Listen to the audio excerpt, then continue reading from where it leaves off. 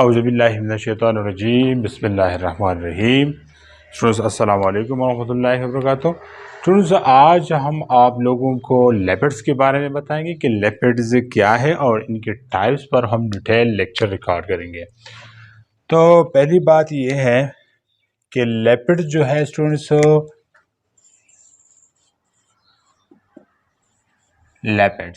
Lipids ये organic compound हैं और मैक्रो मॉलिक्यूल्स हैं।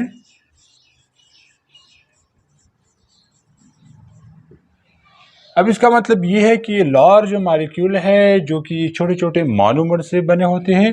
इनके मोनोमर्स स्टूडेंट्स फैटी एसिड्स होते हैं और साथ में स्टूडेंट्स यहाँ पर ग्लाइसिरोल भी पाया जाता है। तो ये इनके मोनोमर्स हैं या स्मॉल यूनिट्स है। अब देखिए लिपिड्स में हमारे साथ कभी कभी नाइट्रोजन भी होता है, कार्बन हाइड्रोजन और ऑक्सीजन के अलावा स्टूडेंट्स, और कभी कभी इसमें फास्फोरस भी पाया जाता है। जितने भी लिपिड्स है स्टूडेंट्स ये सारे के सारे वाटर इनसॉल्युबल है और कुछ इनमें हाइड्रोफोबिक भी है। स्टूडेंट्स लिपिड्स के बहुत अहम जो है वो फंक्शन है हमारे जिस्म के अंदर, जैसे कि ये हमारे जिस्म में इंसुलेशन प्रोवाइड करते हैं। इंसुलेशन मीन हमारे जिस्म में जो चर्बी है जो हमें सर्दी और गर्मी महसूस होती है, तो ये लिपिड्स हमें उस प्रोसेस से भी बचाते हैं स्टूडेंट।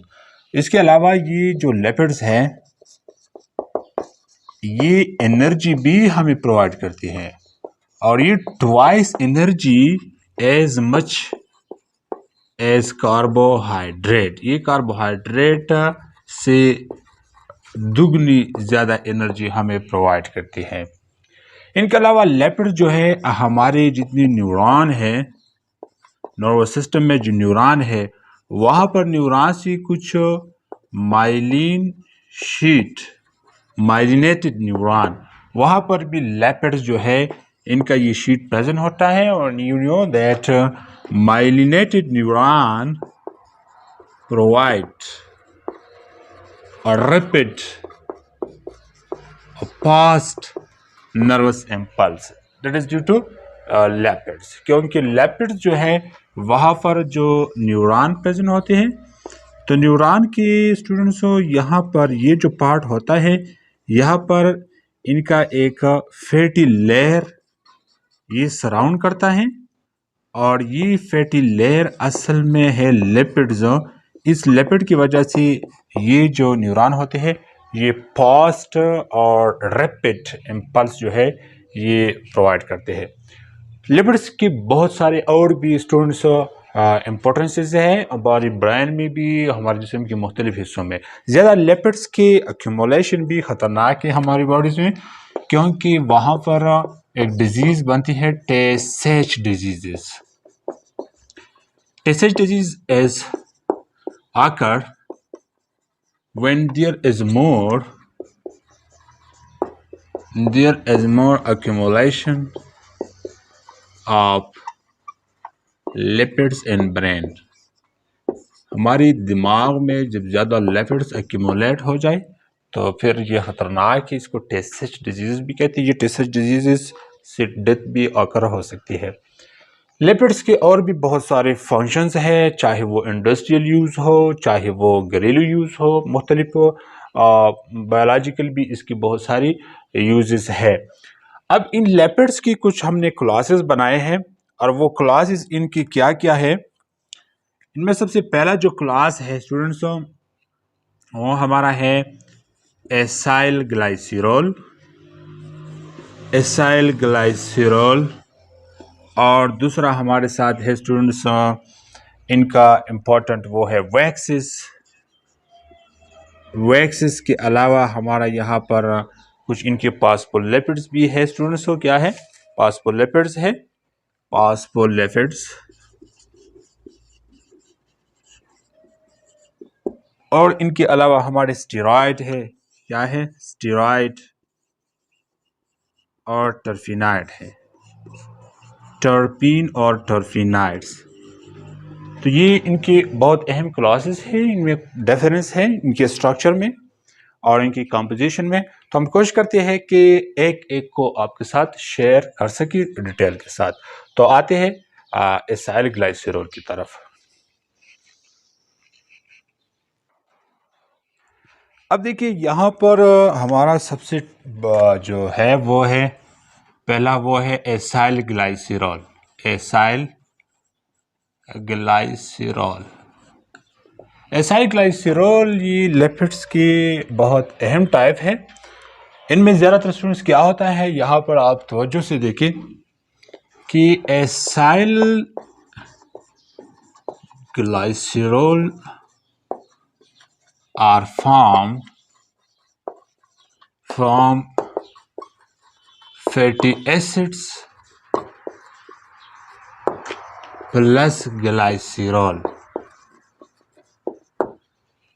फैटी एसिड और ग्लाइसरॉल से ये क्लास बनता है। इनमें सबसे पहले फैटी एसिड क्या है और glycerol.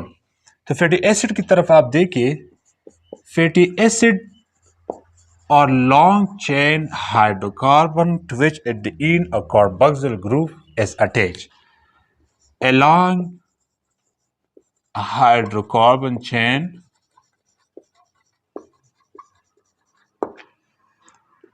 to which at the end a carboxyl group COOH is attached। Usually जितने हमारे साथ फैटी एसिड्स है तो वहाँ पर स्टूडेंट्स 16 to 18 कार्बन पर वो इनका चेन मुश्तमिल होता है। यूजुअली ये MCQs है, 16 to 18 कार्बन पर ये मुश्तमिल होते हैं। फैटी एसिड फॉर एग्जांपल है RCOOH, जहाँ पर R से हमारा मुराद है कोई भी अल्काइल ग्रुप हो जिसकी लेंथ कार्बन की 16 to 18 तक हो सकती है। मान लें कि यहाँ पर हमारा पेंटाइल मान ले स्टूडेंट्स हो जिसमें 5 कार्बन है, कितने हैं 5 कार्बन, और हेक्साइल मान लें जिसमें 6 कार्बन हो, वगैरह वगैरह। तो ये मुख्तलिफ फैटी एसिड्स है। फैटी एसिड्स के हमारे साथ स्टूडेंट्स दो बहुत अहम टाइप है। इनमें है एक saturated fatty acid. Saturated fatty acid वो फैटी एसिड है जो फर्दर वो हाइड्रोजन एटम अकोमोडेट ना कर सके, which could not accommodate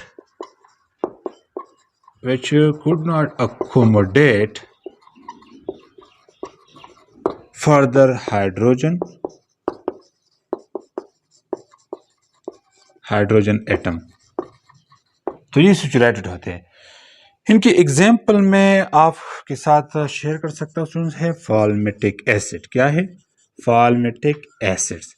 तो ये फॉर्मेटिक एसिड चूंकि ये सैचुरेटेड है, इस वजह से इसकी सैचुरेटेड नेचर की वजह से ये store in animal as a fats, ये फैट्स की शक्ल में स्टोर होते हैं और ये सॉलिड एट रूम टेम्परेचर होते हैं। क्या है सॉलिड एट रूम टेम्परेचर।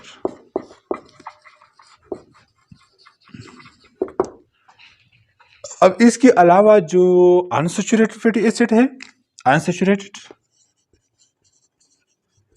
तो अनसैचुरेटेड फैटी एसिड का मतलब ये है कि फर्दर हाइड्रोजन एटम अकोमोडेट कर सकते हैं। क्या है, और इनमें बॉन्डिंग स्टूडेंट्स हो या तो डबल बॉन्ड होगा यहाँ पर, और या यहाँ पर ट्रिपल बॉन्ड भी हो सकता है। जो डबल बॉन्ड है ये कम हाइड्रोजन अकोमोडेट कर सकते हैं और जो ट्रिपल बॉन्ड है इसमें ज़्यादा हाइड्रोजन अकोमोडेट हो सकती है। They are store in plants seeds as oil.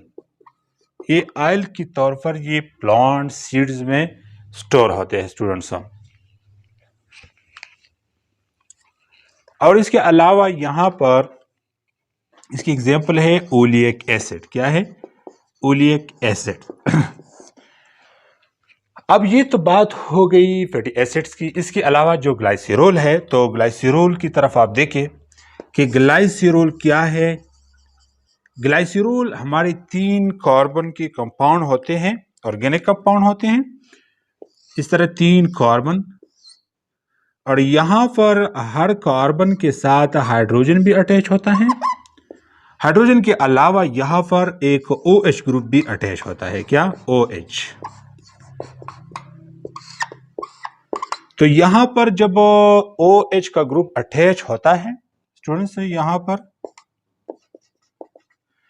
तो ये OH ग्रुप चूंकि ये पोलर है, इस वजह से ये ग्लाइसिरोल भी वाटर सॉल्युबल है to some extent, easily soluble है। ग्लाइसिरोल जो है ये बहुत अहम है एसाइल ग्लाइसिरोल बनाने में। तो होता क्या है कि अब मैं आपको एसाइल ग्लाइसिरोल की एक एग्जांपल बताऊंगा कि एसाइल ग्लाइसिरोल में एक हमारा जो बहुत मशहूर है वो है एसाइल ट्राइग्लाइसराइड। क्या है? Acyl triglyceride. एसाइल ट्राइग्लाइसराइड तब बनते हैं जब फैटी एसिड की 3 मॉलिक्यूल, कितने? 3 फैटी एसिड प्लस 1 ग्लाइसिरोल,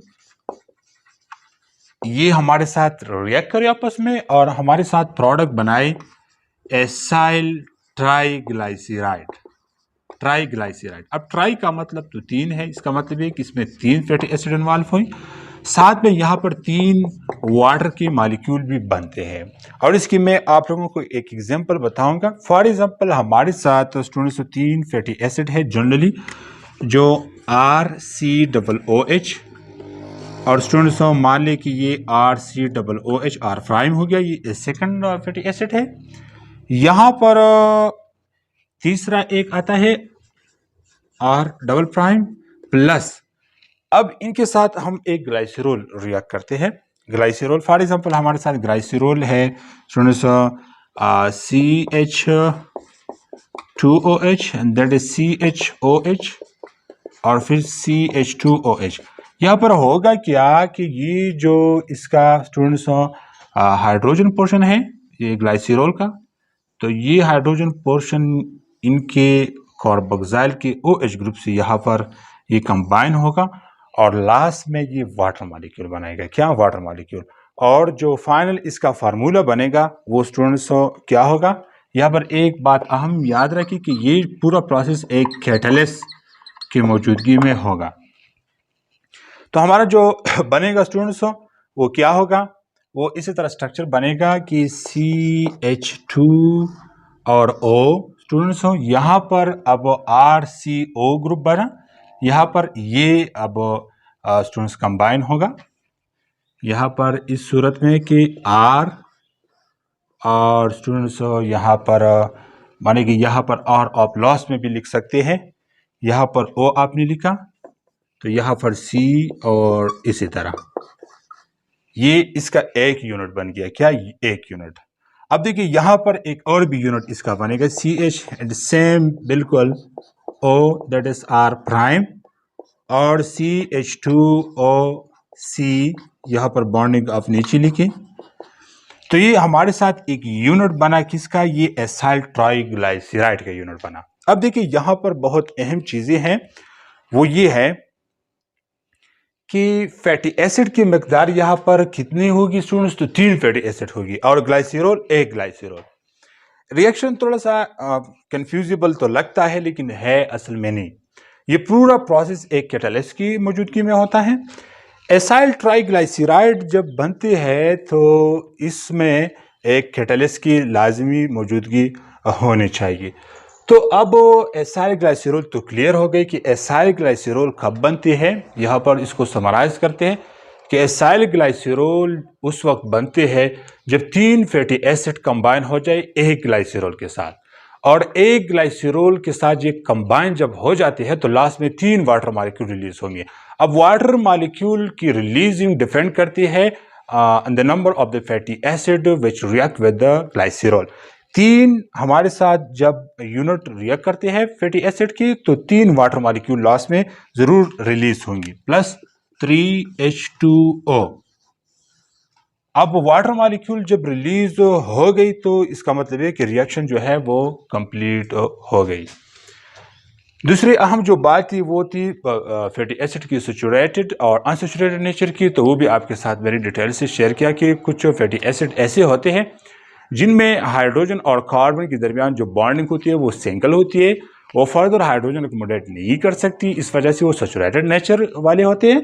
और कुछ ऐसे होते हैं स्टूडेंट्स जो कि वो अनसैचुरेटेड होते हैं, तो अनसैचुरेटेड जो फैटी एसिड होते हैं वो में फर्दर हाइड्रोजन की अकोमोडेशन हो सकती है। अब इसके अलावा अहम बात ये है कि ये जो लिपिड्स है ये ट्वाइस एनर्जी प्रोवाइड करती है किसी, ये students as compare to carbohydrate, क्योंकि यहाँ पर स्टूडेंट्स होता क्या है कि कार्बन और हाइड्रोजन की जब रेशियो स्टूडेंट्स मैक्सिमाइज होती है तो वहाँ पर एनर्जी रिलीजिंग भी ज़्यादा होगी। हाइड्रोजन और कार्बन की जो एनर्जी रिलीज होगी इसकी कंजम्पशन के दौरान लिपिड्स की, जब इससे हम एसिटाइल ग्रुप बनाते हैं क्रिब साइकिल के अंदर जब जाते हैं तो ये मोर एनर्जी स्टूडेंट्स हमारे लिए पैदा करती है। सो एनी हाउ जो लिपिड्स है एनर्जी के हवाले से तो ये एनर्जी ज़्यादा रिलीज करती है, लेकिन ये हमारे जिस्म में मुज़र भी हो सकती है कुछ, जब हमारे जिस्म के अंदर हमारे जो आर्टरीज है वहाँ पर ये जमा हो जाती है, इनकी अकोमोलेशन हो जाती है, तो हमारे चांसेस हमारे जिस्म के होते हैं कि वो हार्ट अटैक की तरफ या स्ट्रोक की तरफ जाए। तो ज़्यादा लिपिड्स की कंजम्पशन जो है स्टूडेंट्स ये कम करनी चाहिए और जो ऑयली प्रोडक्ट है उनका इस्तेमाल ज़्यादा करना चाहिए। जो हमारे साथ ऑलरेडी सैचुरेटेड है, जो फर्दर हाइड्रोजन अकोमोडेट नहीं कर सकती, तो उनसे दूर रहनी चाहिए। बहरहाल हमारे घरों में जो घी यूज़ होते हैं आमतौर पर ये सारे स्टूडेंट्स ये फैट्स होते हैं, इनमें फैट्स की मकदार ज़्यादा होती है और इसके अलावा ये चांसेस ज़्यादा करते हैं स्ट्रोक्स और हार्ट डिजीज़ के। स्टूडेंट्स फैक्ट्रीज या इंडस्ट्रियलाइजेशन के दौरान जो हमारे घी बनती है घी तो घी को एक ऐसी पाइपलाइन से पास करते हैं जहां पर इसको हाइड्रोजन प्रोवाइड किया जाता है, क्योंकि ताकि इसकी सैचुरेटेड नेचर वो कंप्लीट हो सके। तो मेरे ख्याल में जो ऑयली प्रोडक्ट है उनका ज़्यादा यूज़ करना चाहिए और जो नॉन ऑयली प्रोडक्ट है students, non oily means that जो कि हमारे साथ अनसैचुरेटेड है, क्या है अनसैचुरेटेड, तो अनसैचुरेटेड का यूज़ ज़्यादा किया जाए और जो सैचुरेटेड है इसको मिनिमाइज किया जाए ताकि जो हार्ट डिजीज़ की रिस्क है वो कम हो सके। अब इसके बाद हम स्टूडेंट्स आपको नेक्स्ट लेक्चर में आपको पॉसिबल की